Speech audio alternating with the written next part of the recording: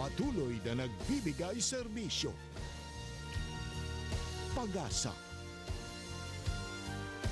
at saya. GMA Regional TV. Kapuso ng bawat Pilipino.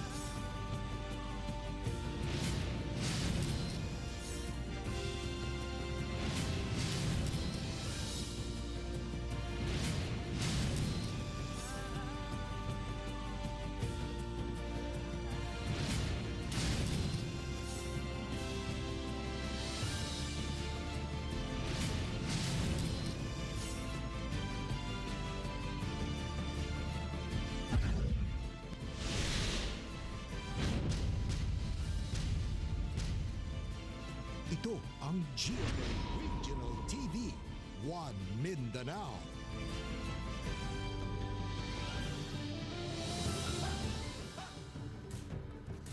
Maayong hapon Mindanao, kini ang GMA Regional TV 1 Mindanao. Hatod na ang pinakadagkog pinakulayang balita sa Mindanao. Ako, si Rial Surotse. Sara Hilomen Velasco. Sheila Vergara Rubio, live gikan dinhi sa GMA Davao Complex. Ano ang headlines karong adlawng Lunes? Sa Mabini, Davao de Oro Province, 62 anyos nga lola, alegasyong gilugos sa iyang 23 anyos nga silingan. Sa Pagadian City, rayot sa duwa ka grupo sa mga batanon nahuligam. Human midaog ang yes sa plebisito sa Compostela Valley, formal nang tawagong Davao de Oro Province. Ug sa iyong Christmas party, ginalit sa kapulisan ngadto sa mga bata sa barangay Barakatan, Davao City.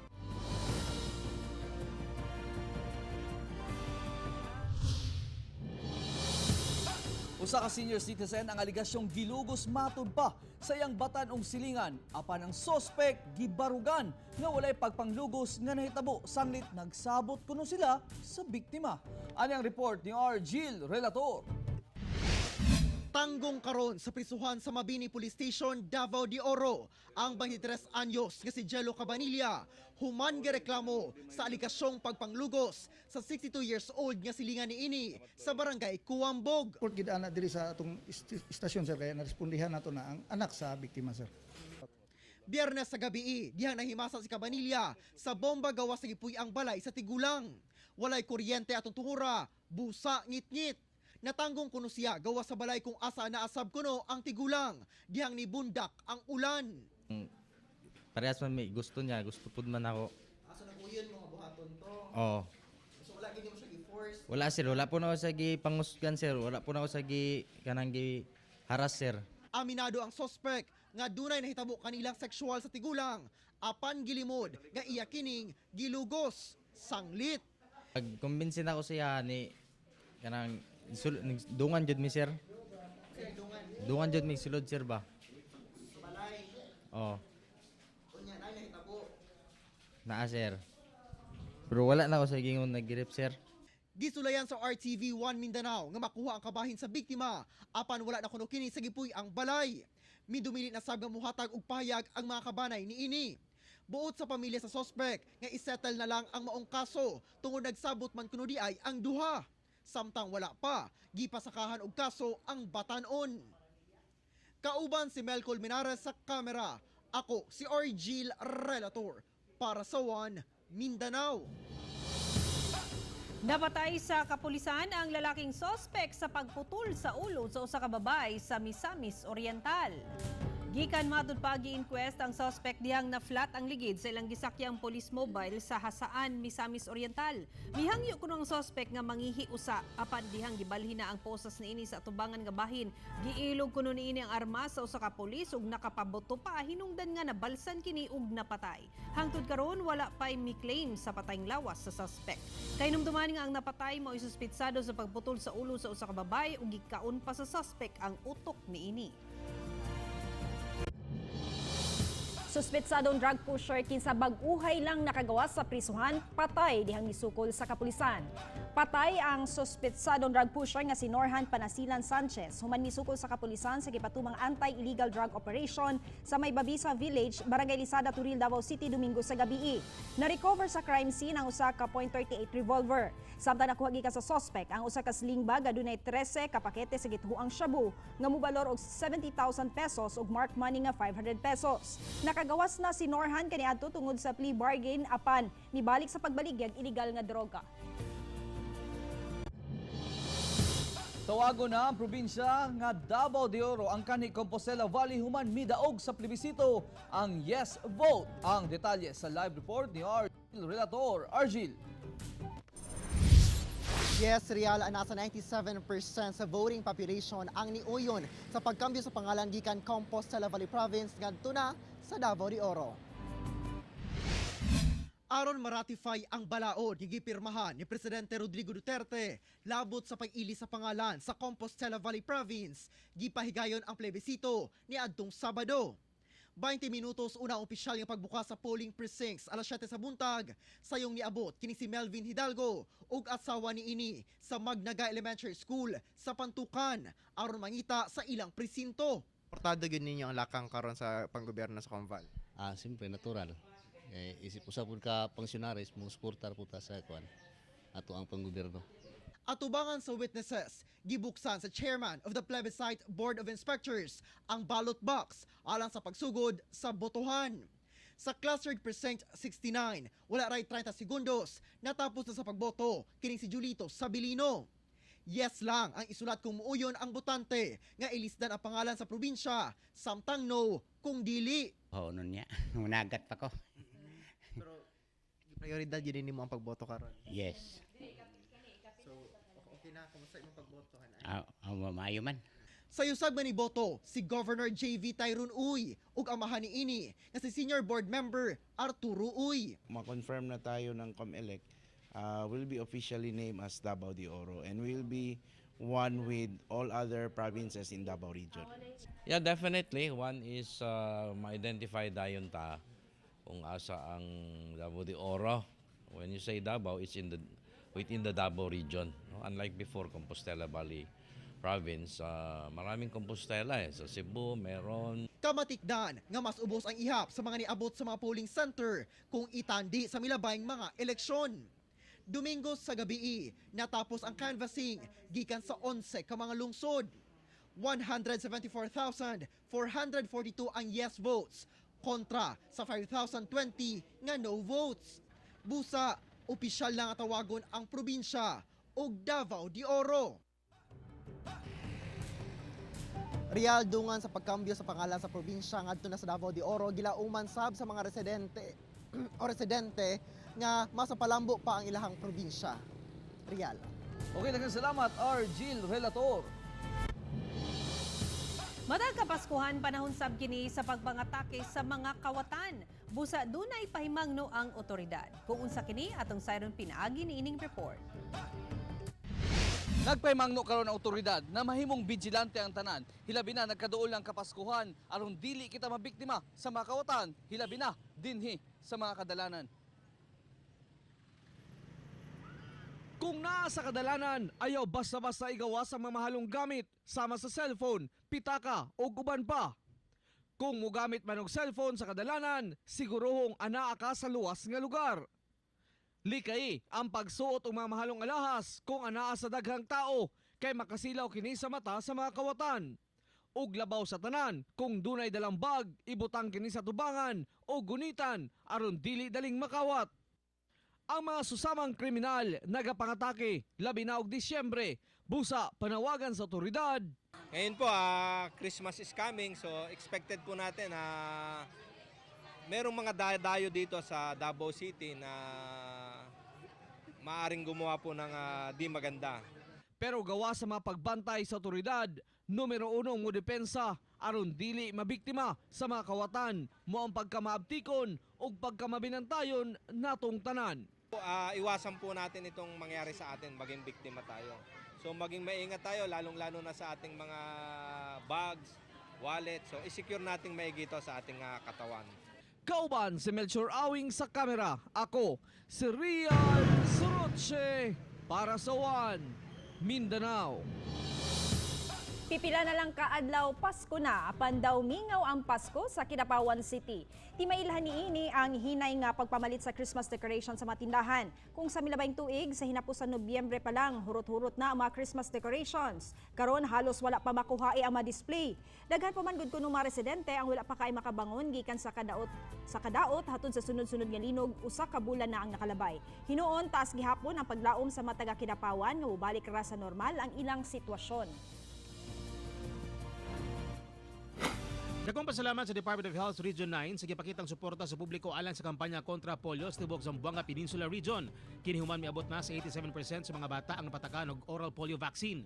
Gibalikan sa mga health personnel ang mga lugar kung asa wala misugot ang mga ginikanan nga mapatakan ang ilang mga anak tungod kay kulang sa impormasyon.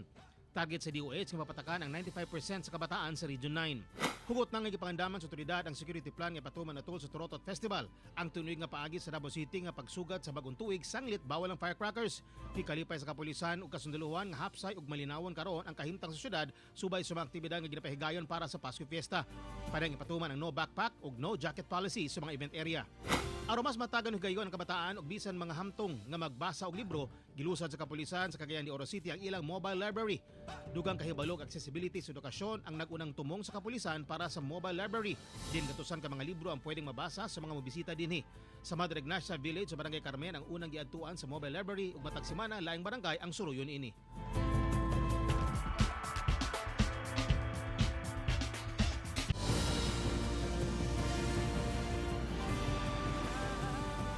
Ito ang GMA Regional TV, One Mindanao.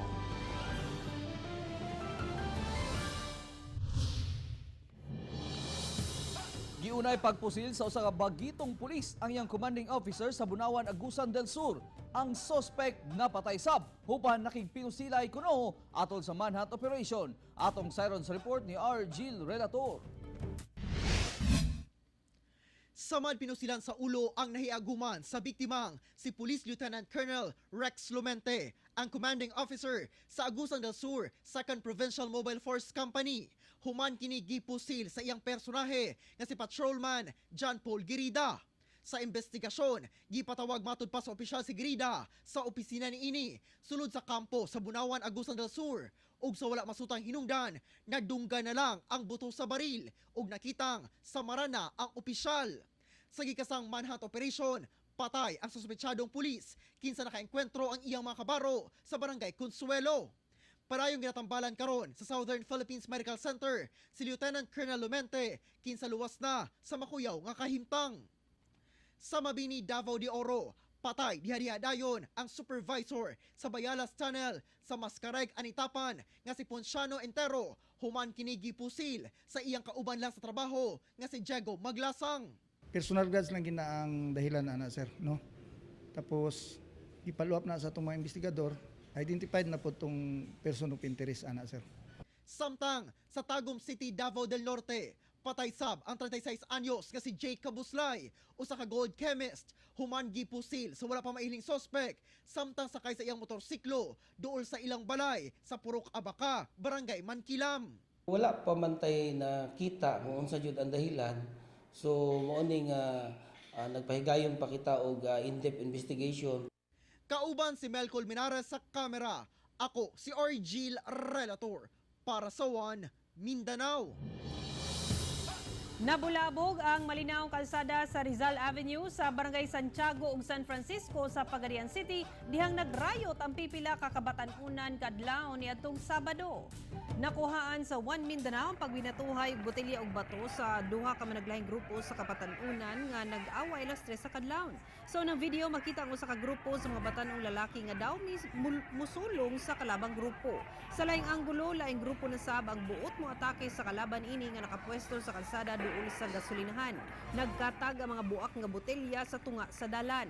Hinuon mihunong ra ang isig ka grupo diyang gisaway sila sa mga milabayng motorista. Usa ka kalsada sa Cagayan de Oro City gibawal sa mga sidewalk vendors. Atong sayro na detalye sa live report ni Clyde Makaskas. Clyde. Sila nahimo ng kabahin sa night market sa Cagayan de Oro City ang J.R. Borja Street. Apan sumala sa lokal nga panggamhanan sa Cagayan de Oro City, bawal na kini sa mga ambulant vendors. Matag haduol na ang Kapaskuhan. Usa ang J.R. Borja Street sa Cagayan de Oro City sa pinakabisi nga dalan. Ginadagsa kini sa mga gapamalit o gapamaligya sa lugar. Busa, sugod karong Desyembre 15, ibawal na ang pagpamaligya sa J.R. Borja Street. Tungod aning order sa presidente nga road clearing, ang may tabo ni maglisod ta kung panahon sa adlaw nga naa sila mamaligya sa dalan. Sa sidewalk kay clearing baya ta. Bisa na kaduol na ang Kapaskuhan, bawal na ang pagpamaligya sa sidewalk sa buntag. Plus ni night market. Night market gyud dili pwedeng padala tong una nga naibuntag. We cannot do that kay masuspinde na sa tanani kita sa ngano sa pagkini nag-road clearing unya na sa namaligya din na no. Muto man kuno ang sidewalk vendor nga si Joel Bacor sa kamanduan sa LGU. Apan, duna siya ihangyo. Okay ra basta lang na dili na maunsa ba. Wala na karate sa may tabo. Sumala sa LGU, magtaga na sila og ID alang sa mga vendors. Tumong lamang nila ang hugot nga seguridad. Kinahanglan sab kanunay suot sa mga vendor ang ID sa matag pagabuhaton nga inspeksyon sa LGU. Gipasalig man hinuon sa LGU sa Cagayan de Oro City nga dunay luna ang ilang ihatag ngadto sa mga ambulant vendors para kana lang nga unta sila mutuman sab sa gabayan sa lokal nga panggamhanan. Sheila? Daghang salamat, Clyde Makaskas.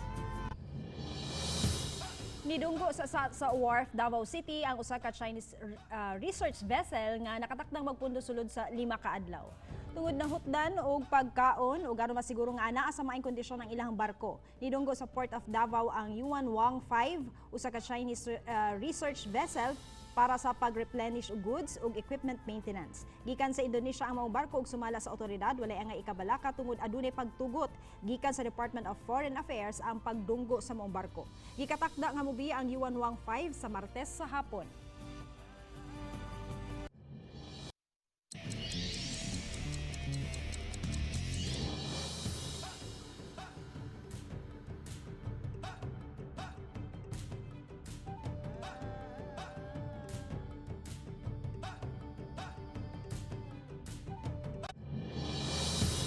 Viral karon sa social media ang kaboses ni Freddy Aguilar apan luyo sa maong talento sa pagkanta. Maong yang pait nga kasinatian sa linog. Ani ang detalye. Ang sabi niya Freddy, mag-aral kang mabuti. Sa tingog ni Josue Bangat, dili gayud mapalayo. Sa tingog sa OPM icon nga si Freddy Aguilar, butang nga nag-viral kini sa social media. Human gi-post ni Christopher Legaso ang video niini samtang gakanta kini sa awit nga Alaala. Ang kanyang alaala ay lalagi sa isip ko.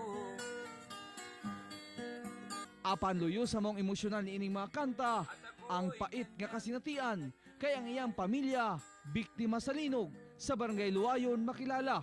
Sa karon, anaa na ni Muyo ang banay niini sa City of Flortam kay dili na pabalikan ang ilang barangay. Gatuwang na mong balay. Wala na. At tanan ang balay sa Luayon, nga tuwang ba sa among barangay. Balintong tanan. Kaniadto pa kuno, mahilig na kining nagakanta og mga OPM songs na mao'y kalingawan nila sa bukid. Dako ang ilang pasalamat sa pag-viral nga nadiskubre ang talento niini. Anang tagoy-tagoy lang ba? Yung gitaran, ano, Mahiligo na gyud. hiling siya. Ya karon na pagkita niyo nga shock mo nga nag-viral na siya. Siya na may nagsulti nga nag-upload nga video ana itanaw pud nako kay para makita pud nako ba. Tama gyud di ay. Nag-chat kay tong kuan katong nag-share nga 2 million views na daw. Kauban si Melchor Awing sa kamera. Ako si Real Soroche para sa One Mindanao.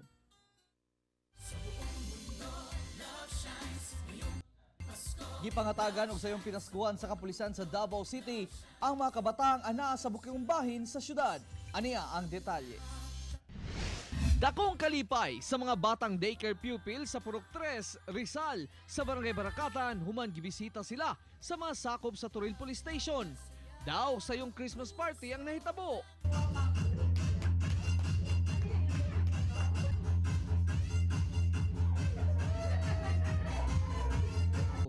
Gawas ni ana, nakadawat usab sila og mapahalipay sama sa dulaan og kay party man, lami ang snacks ang gidalit nila Santa Cup. Good thing po pod para sa amo isip mga kapulisan sa Turil nga maabot ta sa atong mga lugar gon makahataw og ingani ginagmay ka pahalipay. Mapaslamaton usab ang daycare center teacher nga si Ma'am Leia Apolonio nga nabisitahan sila bisan pa man sa kalayo sa ilang lugar. Lipay kaayo mi sa nasayo ang Christmas party niya first time pagyud. Kay Christmas is loving, sharing and giving. So salamat sa ato ang Davao City Police Office. Prioridad sa kapulisan ang mga batang lumad o mga naa sa lagyong dapit nga panagsalang mabisitahan nga kabahin sa pamaskong handog alay sa kabataan. Kauban si Melchor Awing sa kamera, ako si Real Soroche para sa One Mindanao.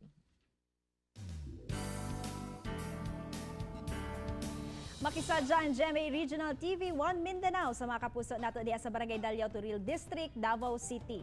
Idalit ang libreng serbisyo sama sa blood pressure monitoring ngun man haircut. O gawas ni ana malingaw sab sa mga padula aron makadaog og mga papremyo. Samtang atangan sab ang ubang pang mga sorpresa. Karong Miyerkules na kana mga kapuso sa Barangay Daliao Covered Court sugod sa alas 2 sa hapon. Kita-kits mga kapuso.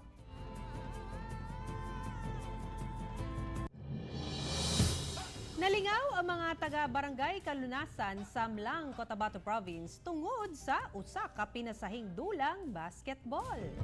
Nagkahiusa ang kalalakian sa lugar nga ilang lingawon ang ilang mga kabarangay ato sa pinasahing dulang basketball. Inay pagsuot og tradisyonal nga jersey, nakapalda ug bra ang mga nagdula. Ilabihan ang kalingaw sa mga tao tungod kay naglisod ang mga players sa pagdula tungod sa ilang mga suot. Tumong niini nga makuhaan ang trauma og negatibong epekto sa katawhan ilabi na sa kabataan sa ilang kasinatian sa limog.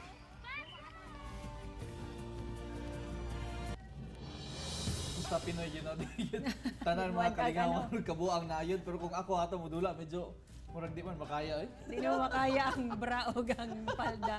Pero maay no, kay nakaisip sila o pamaagi nga maibsan ang gibati sa mga nakasinati og linog. So, congrats gihapon sa mga nagdula. Siyempre, dili biya lalim ang ilang naagian. So, nangita gid silang paagi nga malingaw, magaan-gaan ang ilang pamati.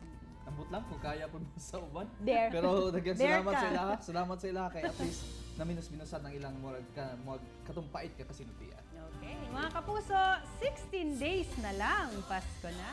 Ug mao kadto ang mga ulahi ug dagkong balita sa Mindanao karong adlaw. Daghang salamat sa inyong kanunay nga pag-uban kanamo matag adlaw. Kini ang RTV 1 Mindanao tungod ang mga balita sa atong palibot, importante alang kanamo.